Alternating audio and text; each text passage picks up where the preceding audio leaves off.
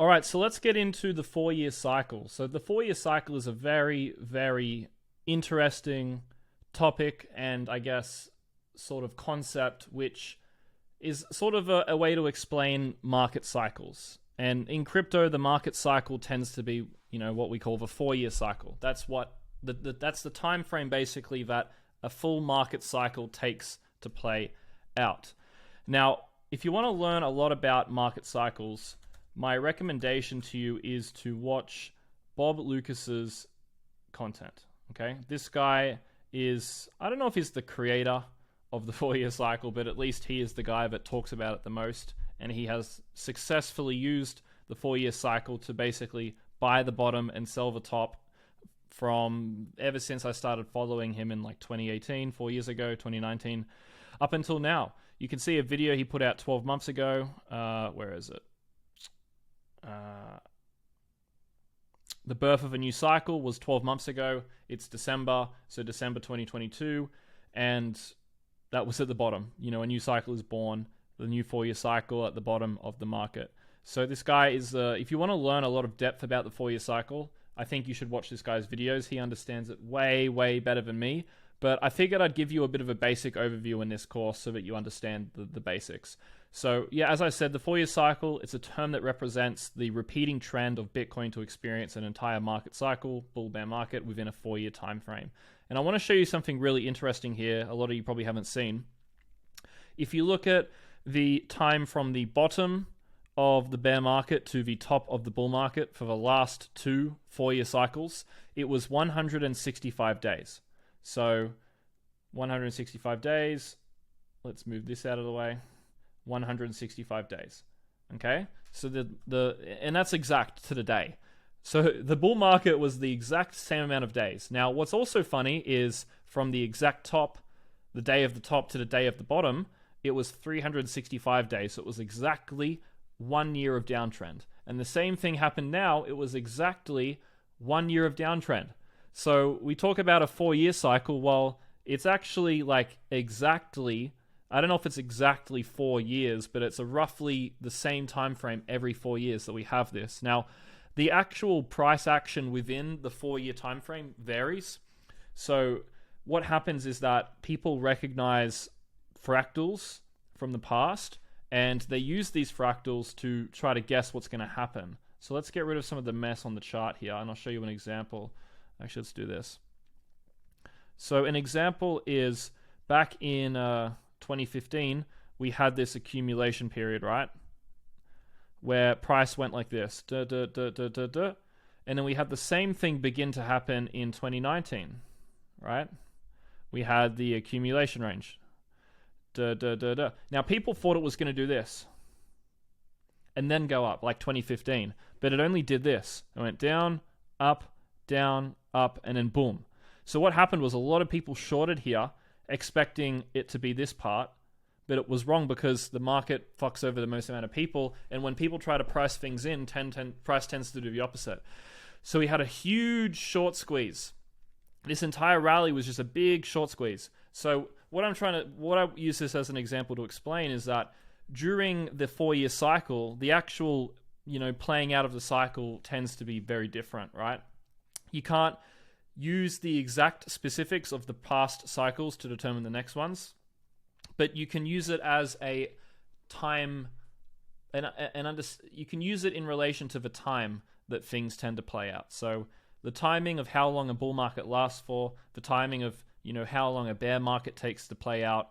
You can use the time perspective in order to understand things, and you can also view it from a sentiment standpoint. So if we have gone through a 1-year downtrend into what feels like capitulation, and that has historically been the bottom of the market, it's pretty safe to say that the same thing's happening again. Okay, and that's how Bob Lucas is able to tell you the new cycle is beginning at the exact bottom, right? Using the 4-year cycle concept. Now, why does the market repeat every 4 years? How did the exact time from the top to the bottom be 164 days? 64 days, right? How did that happen? Well, it's a few things. I would say number one is the election cycles. So every 4 years, a new president gets elected in the US.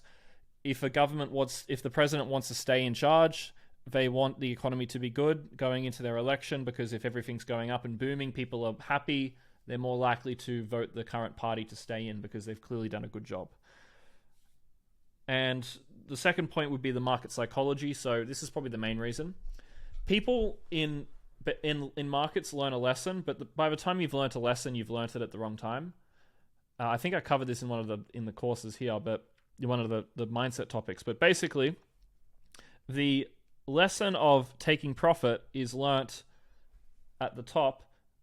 The lesson of taking profit is learnt during the bottom of the bear market, but it's most useless when you fully internalize it, right? At the bottom, when you understand to take profit, that lesson is least useful. So in a 4-year cycle perspective, you learn the lesson when you least need it, and you forget the lesson when you most need it. That's a really good sentence. In market cycles, you learn the lessons, you truly learn the lessons when you least need them, and you forget the lessons when you most need them. Super good quote right there.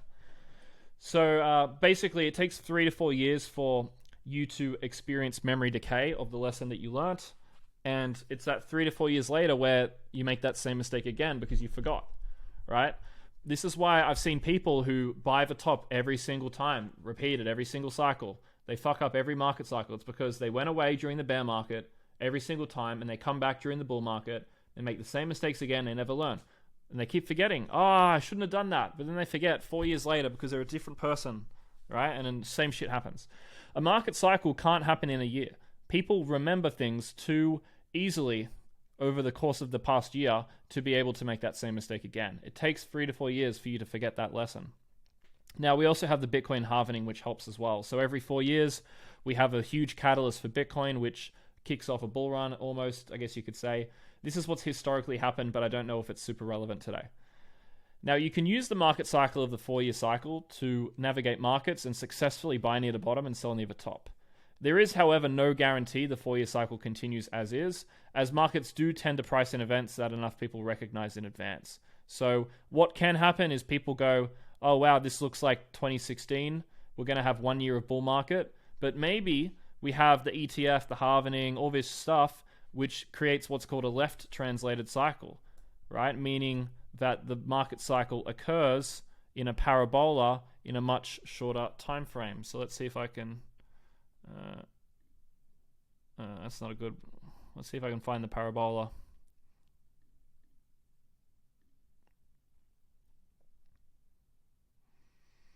Okay, this will do. Right? If it was people might think, oh, it's 2016, it's going to go like this, but maybe in reality, it's more like this, right? Maybe we get a parabolic rally into and this is not me giving a prediction if you're watching this in 12 months, do not think this is what I think, but maybe into April, we get a crazy rally with the halvening, and we have a left translated cycle because people price in the fact that, we're doing something similar to right here, 2016, 2017. But who knows?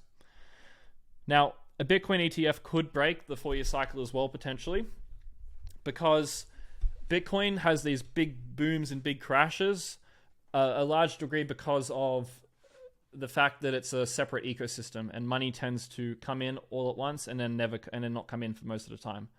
Right? All the money comes in near the top, and then it sort of stops coming in.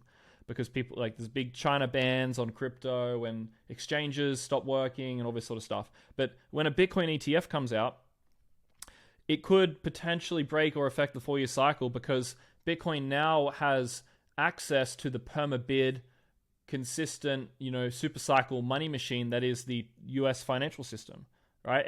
Stocks just go up forever. Why?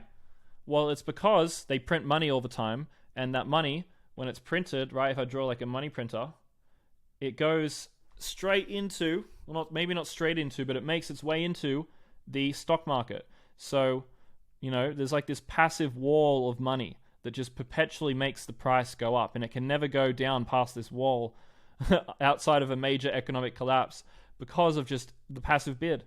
And it's hard for let's if we draw a Bitcoin chart like this, right? It's hard for this this part to happen if there's this consistent passive bid. We might have something more like the stock market, which is more like a V reversal, right? Let's say we didn't have this crazy passive bid in stocks. What might have happened was this. Price went down. Oops, do it again. Price went down, and then it went sideways, and then it went up. But because it has a passive bid, it does this. Price goes down, the bid kicks in, and then V reversal. So maybe the 4-year cycle in Bitcoin becomes like, normal top, but then a V reversal, and maybe it just slowly goes up like this over time. We'll see. Okay, we'll see what happens. Now, market cycles repeat because humans repeat the same mistakes, and we sort of discussed this before with the market psychology part. People make the same mistakes over and over again. This is why we have market cycles in the 4-year cycle. So that's my basic overview. If you want more depth, go watch his videos. But yeah, see you in the next video.